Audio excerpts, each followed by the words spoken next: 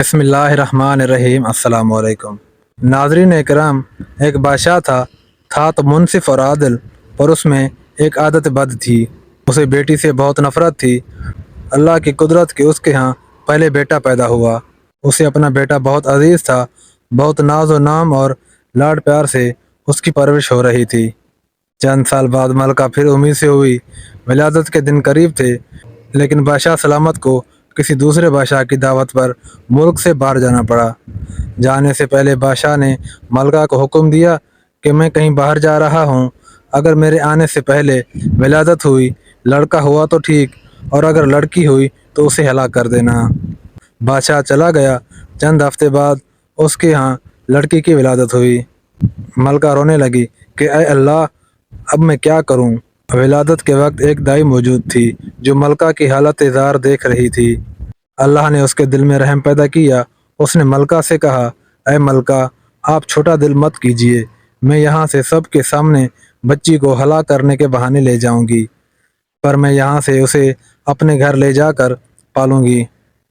اگر آپ کسی طرح بچی کے لیے خرچ وغیرہ بھیجتی رہیں گی تو آپ کی بچی خوشحال اور آسودہ ہوگی، اور اگر مجھ غریب کو جو کچھ نصیب ہوگی میں اسی سے کام چلا لوں گی۔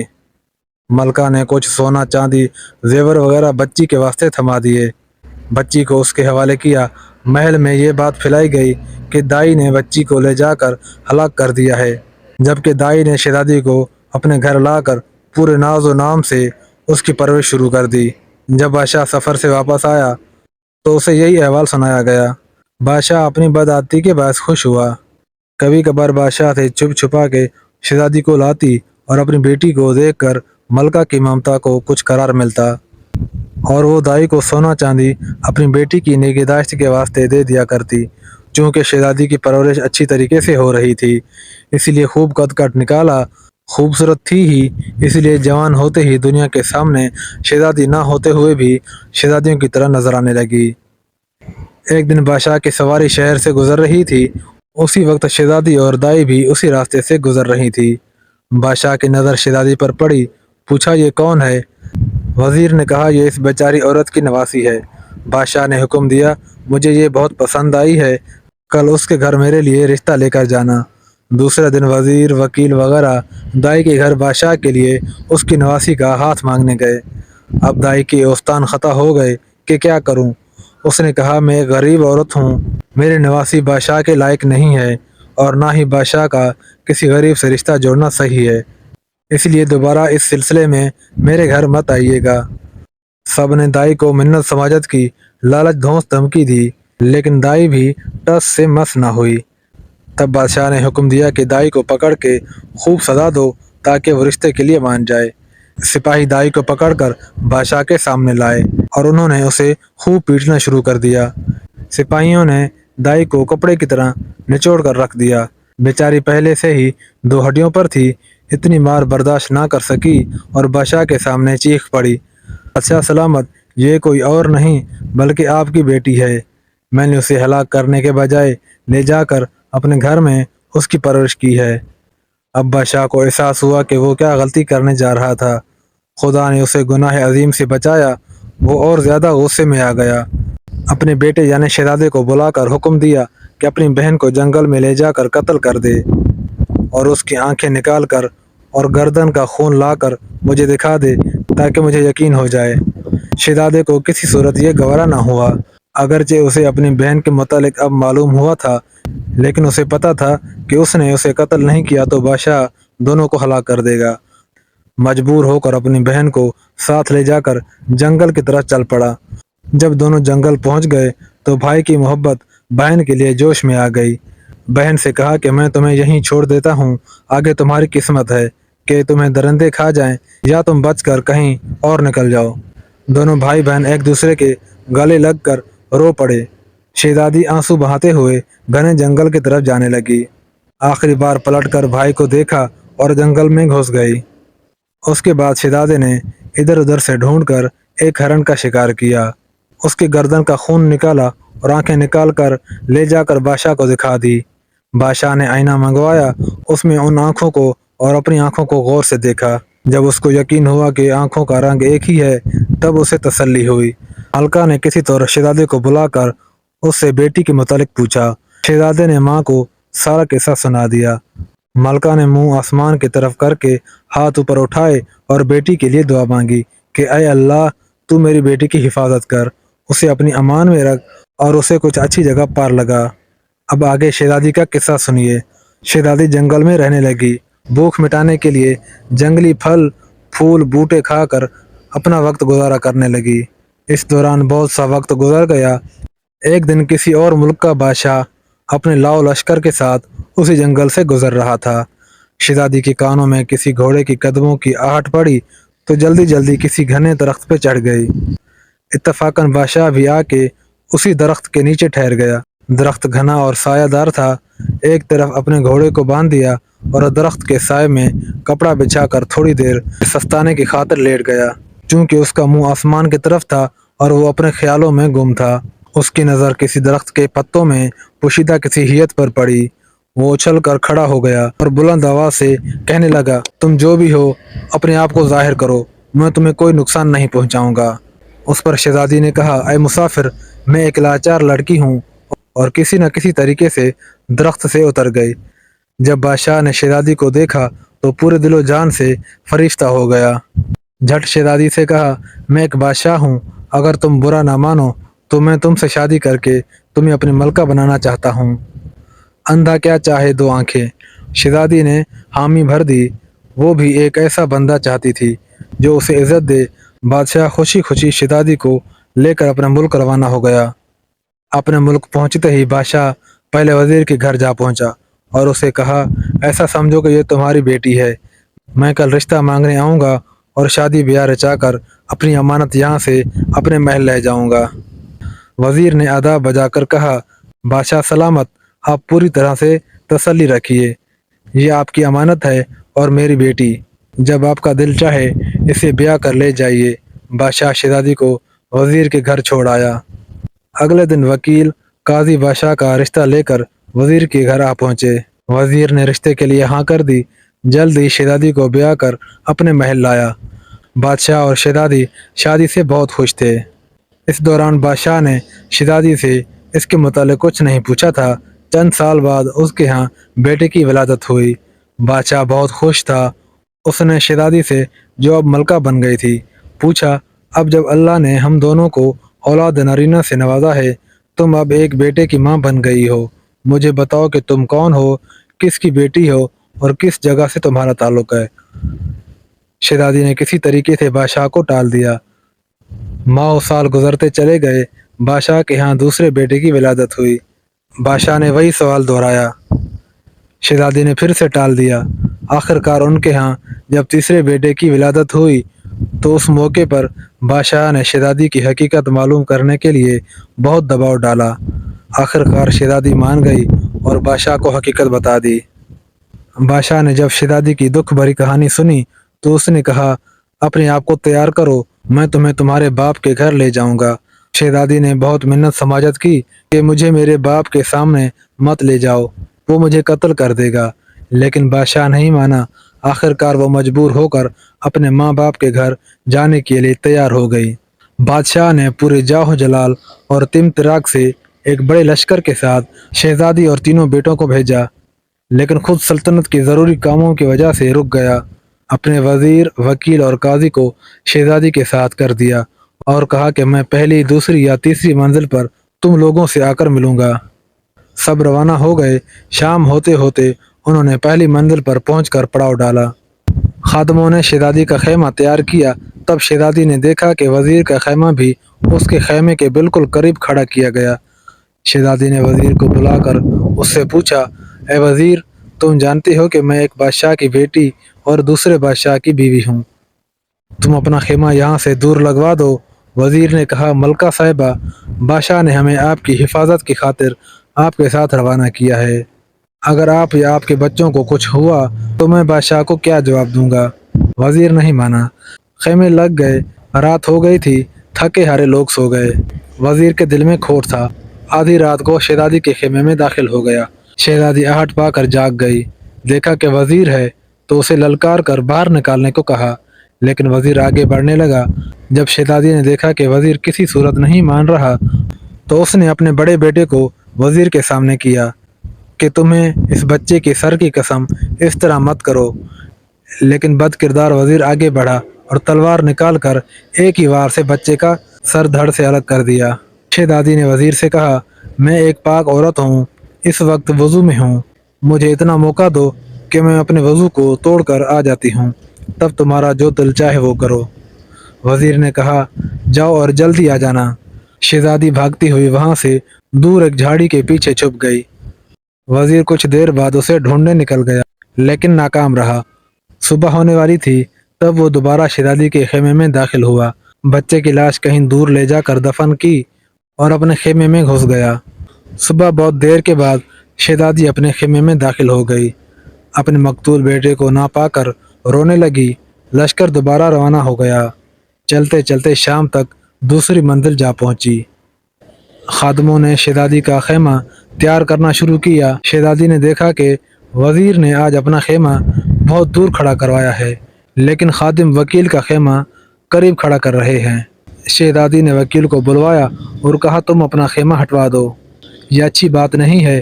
وکیل نے کہا، اے ملکہ، بادشاہ سلامت نے مجھے اپنے ساز و سامان کی حفاظت کے لیے آپ کے ہمراہ کیا ہے، اگر آپ کو یا آپ کے سامان کو کچھ ہو گیا تو میں بادشاہ کو کیا منہ دکھاؤں گا۔ شہزادی چپ ہو گئی، مگر وزیر کے ہاتھوں مار کھا چکی تھی، اسی لیے رات کو پورے ہوش و حواس میں تھی۔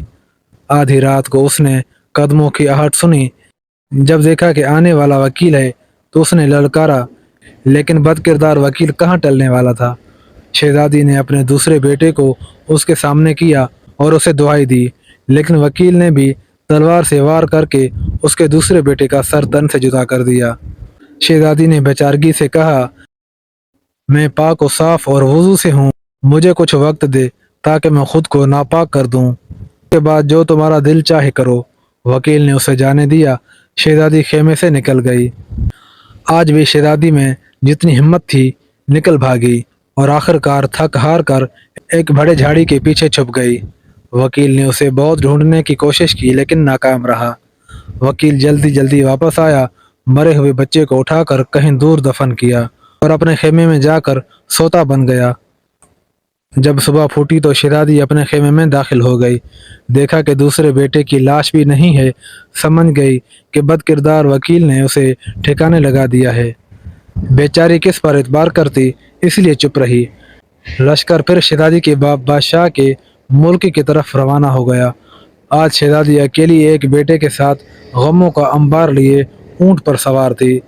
جب تیسری منزل پر پڑاؤ ڈالا گیا تو آج وزیر اور وکیل نے اپنے خیمے شہزادی کے خیمے سے بہت دور کھڑا کروا دیے تھے۔ وہ شرمندہ شرمندہ شہزادی کے سامنے آ ہی نہیں رہے تھے، حیران و پریشان تھے کہ جب بادشاہ کو پتہ چلے گا تو اسے کیا جواب دیں گے۔ آج جیسے ہی شہزادی کا خیمہ کھڑا کر دیا گیا تو دیکھا کہ قاضی اپنا خیمہ اس کے خیمے کے سامنے لگوا رہا ہے۔ شہزادی نے اسے بھی بہت سمجھایا لیکن قاضی بدذات بھی ٹلنے والوں میں نہیں تھا۔ جب رات آدھی سے زیادہ گزر گئی تو دیکھا کہ قاضی بھی خراما خراما خیمے میں داخل ہو رہا ہے۔ شہزادی نے دیکھا کہ یہ بھی نہیں ٹلنے والا تو اس خیال سے کہ شاید اس کے دل میں رحم پیدا ہو جائے، اپنے تیسرے سب سے چھوٹے بیٹے کو اس کے سامنے کر دیا اور اس کی دعائی دی۔ قاضی بدبخت کو بھی رحم نہ آیا اور معصوم بچے کا سر قلم کر دیا۔ شہزادی نے اسے بھی یہی کہا کہ میں وضو سے ہوں، مجھے موقع دو تاکہ میں وضو توڑ دوں۔ قاضی نے بھی اسے جانے دیا۔ جیسے ہی شہزادی باہر نکلی، جدھر منہ اٹھا بھاگ نکلی۔ بھاگتے بھاگتے اس نے دیکھا کہ آگے ایک بہت بڑا دریا بہہ رہا ہے۔ اس کے دل میں دھواں بھر گیا، اپنے معصوم بچے یاد آئے، اس کا دل خون کے آنسو رو رہا تھا اور وہ سوچ رہی تھی کہ اگر بادشاہ نے پوچھا کہ بچے کدھر ہیں تو میں اس کا کیا جواب دوں گی، اس سے بہتر ہے کہ خود کو اس دریا کے حوالے کر دوں۔ یہ فیصلہ کر کے اس نے دریا میں چھلانگ لگا دی۔ پرشور دریا اسے چکر دے کر کہیں کا کہیں پہنچا کے دوسری طرف نکال لے گیا۔ دوسری طرف 6 فقیر جو کہ بھائی تھے اپنے کپڑے دریا پر دھونے لائے تھے۔ جب دیکھا کہ دریا میں کوئی عورت بہتی ہوئی آ رہی ہے تو پکڑ کر باہر نکال لائے۔ اب شہزادی کے پیروں تلے زمین نکل گئی۔ ان میں سے ہر ایک یہی کہہ رہا تھا کہ یہ میری ہے۔ آخر صلاح یہی ٹھہری کہ اسے باپ کے پاس لے جائیں گے، وہ جس کا کہے گا یہ عورت اسی کی ہوگی۔ وہ شہزادی کو اپنے باپ کے پاس لے گئے۔ ان کا باپ ایک عقل مند انسان تھا، دیکھتے ہی سمجھ گیا کہ یہ کسی شہنشاہ گھرانے کی عورت ہے، میرا کوئی بھی بیٹا اس کے لائق نہیں۔ اس وجہ سے اس نے اپنے بیٹوں کو سمجھایا، اے میرے بیٹے، تم 6 بھائی ہو، تمہاری کوئی بہن نہیں ہے، اسے اپنی بہن بنا لو۔ تم 6 بھائی اور 7ویں تمہاری یہ بہن، اس کی خوب نگہداشت کرو، اس کی برکت سے تم سب سرخرو رہو گے۔ باپ کے فیصلے سے فقیر بہت خوش ہو گئے اور اپنے سے بڑھ کر شہزادی کا خیال رکھنے لگے۔ جب بادشاہ چوتھے دن آ کر لشکر سے ملا تو دیکھا وزیر، وکیل اور قاضی اس سے کترا رہے تھے، اس کے سامنے شرمسار تھے۔ پوچھا کہ میری بیوی اور بچے کہاں ہیں؟ تینوں نے ایک زبان ہو کر کہا، ملکہ تو ایک ڈائن تھی، تینوں بچوں کو کھا کر خود بھاگ نکلی۔ بادشاہ حیران و پریشان ہو گیا کہ یہ کیا بات ہو گئی۔ وہ ان تینوں پر شک میں پڑ گیا، لیکن کہا کہ بعد میں دیکھتے ہیں، ابھی جس طرف جا رہے ہیں وہاں جا کے فیصلہ کریں گے کہ آگے کیا کرنا ہے۔ بادشاہ اپنے دل میں یہی سوچ رہا تھا کہ جا کر اپنے ظالم سسر بادشاہ کو دیکھوں اور اس سے پوچھوں کہ اسے بیٹیوں سے اتنی نفرت کیوں ہے۔ اس کے ظلم و ستم کی وجہ سے اس کی بیٹی ڈائن بن گئی اور اپنے بچوں تک کو کھا گئی، لیکن چلتے چلتے انہوں نے ایک بڑے دریا کو پل کے ذریعے پار کیا اور اپنی منزل کی طرف روانہ ہو گئے۔ ادھر شہزادی فقیروں کی بہن بن کر رہنے لگی۔ اسے ادھر ادھر سے سن گن مل گئی اور سمجھ گئی کہ اپنے باپ بادشاہ کے ملک میں پہنچ گئی ہے۔ اسے پتا تھا کہ اس کے باپ کو قصے سننے کا بہت شوق ہے۔ اس نے اپنے فقیر بھائیوں سے کہا کہ جا کر بادشاہ کو بتا دو کہ ہماری ایک بہن قصہ گو ہے، کیا وہ اسے شاہی قصہ گو کے طور پر ملازمت دے گا یا نہیں؟ فقیروں نے بادشاہ کے دربار تک رسائی حاصل کر کے اس کو یہ گوش گزار دیا کہ ہماری ایک بہن ہے جو بہت اچھی قصہ گو ہے، اگر اسے پسند ہو تو اسے قصہ سنوانے کے لیے لے کر دربار میں آئیں۔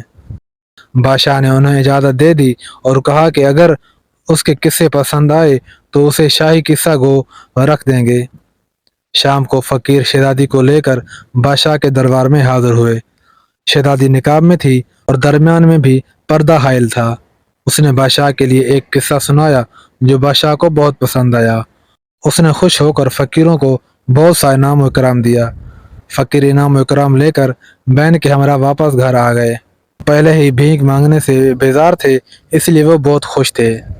شہزادی ہر رات آ کر بادشاہ کو ایک نیا قصہ سناتی۔ بادشاہ سے داد اور انعام و اکرام پا کر واپس اپنے فقیر بھائیوں کے ساتھ گھر لوٹ آتی۔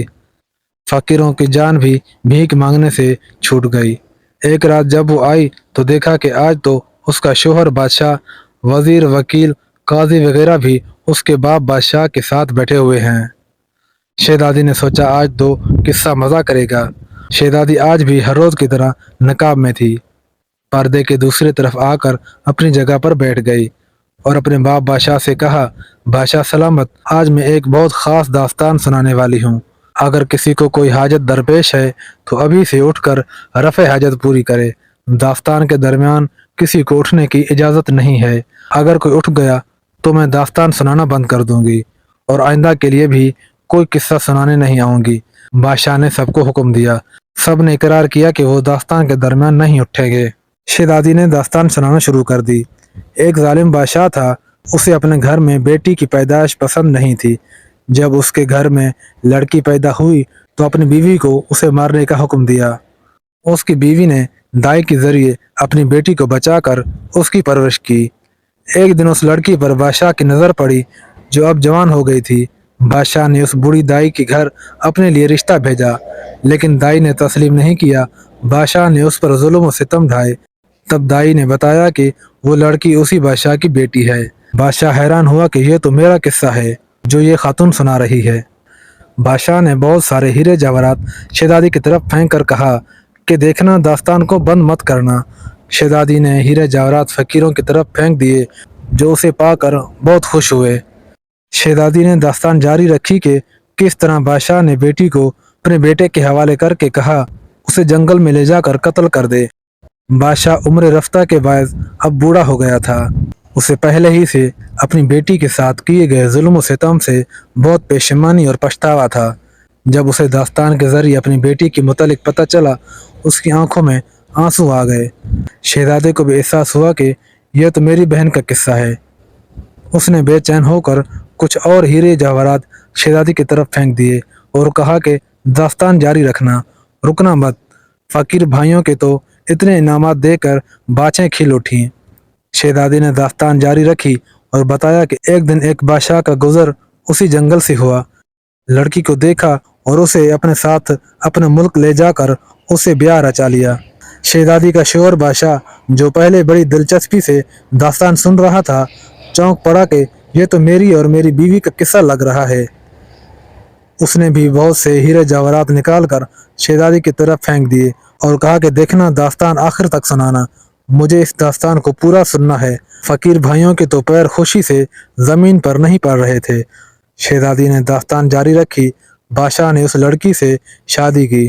اس سے اسے 3 بیٹے ہوئے۔ ایک دن بادشاہ نے اسے ان کے بیٹوں کے ساتھ اپنے وزیر، وکیل اور قاضی کے ہمراہ اس کے سسرال روانہ کیا۔ اب وزیر، وکیل اور قاضی کی گفتان خطا ہو گئے اور ایک دوسرے کی طرف دیکھنے لگے کہ یہ تو ہمارا قصہ ہے۔ بادشاہ نے کچھ اور ہیرے جواہرات شہزادی کی طرف پھینک دیے۔ فقیر بھائیوں کی خوشی کا تو ٹھکانہ ہی نہیں رہا۔ پہلی منزل پر بادشاہ کا وزیر ناپاک ارادے سے اس کی طرف بڑھا اور اسے بدی کے لیے تنگ کیا۔ اس کے بڑے بیٹے کا سر تن سے جدا کیا، لیکن لڑکی کسی طرح اپنی عزت بچا کے بھاگ نکلی۔ وزیر منمنایا، مجھے بہت زور کا پیشاب لگا ہے، میں تھوڑی دیر میں آتا ہوں۔ بادشاہ نے اسے ڈانٹ دیا، خاموشی سے بیٹھ بدذات کہیں کہ اس وقت میں کیوں پیشاب آ رہا ہے۔ وزیر چپ کر کے بیٹھ گیا۔